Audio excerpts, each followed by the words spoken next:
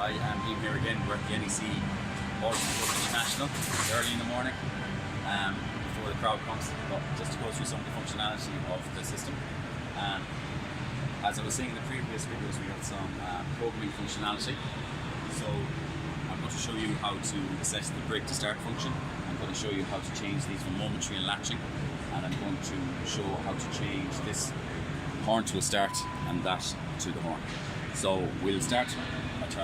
Get into programming mode. To get into programming mode, we have a safety on, which you have to push on the brake pedal. Once I have the foot on the brake pedal, I press and hold on the power. It's a lot to delay on it for a few seconds. I release. I'm now in programming mode. The buttons that are programmable flash for 3 seconds. So if we look here down at the 3 auxiliaries, you can see this has a flashing light indication. That means that's a momentary. To change that to latching, as in one press on, one press off, that is now latching. Switch it back to momentary. So it's simple. One press to change to momentary, and one press to change to latching. So I've this one set to latching, this one's now momentary. And again, I can do that all 3 auxiliaries. Each of those will output up to 30 amps. We've got then our brake to start function. To turn that on and off, it's as easy as just touching the start button. LED indication to say that the brake to start function is now on. And to turn it off again, it's just press once for on, press again for off. To change the horn to a start, we provide 3 stickers. The stickers fit in there just over the engraved logo. All we have to do is to change that to, while we're in programming mode, we press and hold on the horn for 2 seconds.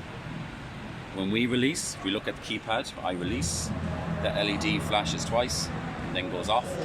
That now means that that button is now defaulting to the horn and our start is now here. So to exit out of programming mode and back into normal mode, it's simple as turning off the unit and turning it back on.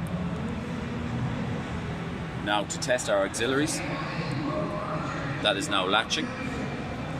This is now momentary. Our horn has been moved to here. Don't know if you can hear that in the video. We have a brake to start function on. To do that, I have to put my foot on the brake pedal. So you'll see the start light indication on the dash. So I press the horn button. And you can see it here on the video too of me. That is now controlling the start. We also have the same start button here. So that controls our start.